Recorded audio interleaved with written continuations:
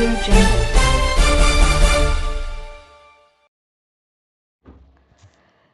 வணக்கம். Hitech news TV செய்திகள்.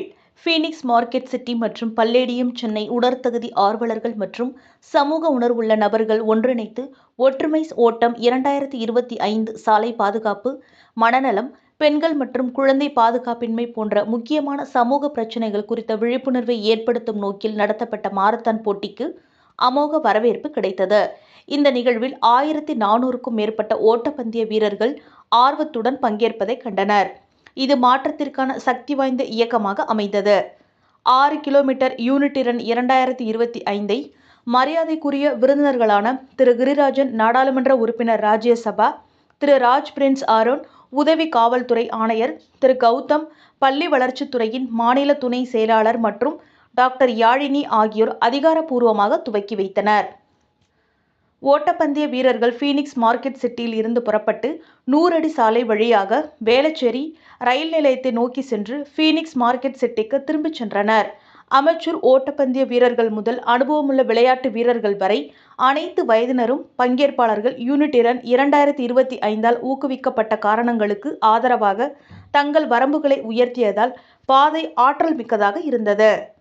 திமுக விளையாட்டு அணி, விமன்ஸ் ஸ்போர்ட்ஸ் கிளப் இணைந்து இன்றைக்கு பெண்களுக்கான பாதுகாப்பு, பெண்களுக்கான விழிப்புணர்வு, மனநலம், உடல்நலம், ஆரோக்கியத்தை விளக்குகின்ற வகையிலும் அதற்கான விழிப்புணர்வை இளைஞர்கள் மத்தியிலே ஏற்படுத்த வேண்டும் என்ற நோக்கத்தோடு மரியாதைக்குரிய ஜெசிந்தா அவர்களுடைய முன்னெடுப்பாலும் திமுக விளையாட்டு அணியினுடைய சார்பிலும் மாபெரும் மராத்தான் போட்டி, சுமார் 1000க்கும் மேற்பட்ட இளைஞர்கள், சிறப்பு சிகிச்சை பெற்று வருகின்ற இளைஞர்கள் போன்றவர்களை இணைத்து இன்றைக்கு இந்த மராத்தான் போட்டி பீனிக்ஸ் மாலிலிருந்து தொடங்கி 6 கிலோமீட்டர் சென்று மீண்டும் இதே இடத்தை வந்து அடைய இருக்கிறது.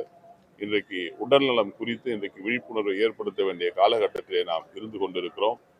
இன்றைக்கு திராவிட முன்னேற்ற கழகத்தின் தலைவர் தளபதி மு.க. ஸ்டாலின் அவர்களாக இருந்தாலும், முன்னாள் முதல்வர் முத்தமிழறிஞர் கலைஞராக இருந்தாலும், இன்றைக்கு நம்முடைய துணை முதல்வர் உதயநிதி ஸ்டாலின் அவர்களாக இருந்தாலும் விளையாட்டின் முக்கியத்துவத்தையும் அதே போல உடல்நலத்தையும் மனநலத்தையும் பேணி காக்கின்ற வகையிலே அவர்கள் நடைபயிற்சி மேற்கொண்டு இந்த சமுதாயத்திற்கு தங்களுடைய பணிகளை சிறப்பாக ஆற்றுவதற்கு வழிகளை மேற்கொண்டு வருகிறார்கள். அந்த வகையிலே அந்த பயனை இளைஞர்களும் சமுதாயமும் அடைய வேண்டும் என்ற நோக்கிலே திமுக விளையாட்டு அணியுடன் இணைந்து சகோதரி ஜெசிகா அவருடைய முன்னெடுப்பின் காரணமாக இன்றைக்கு மிகப்பெரிய மராத்தான் போட்டி நடைபெற்று இருக்கிறது.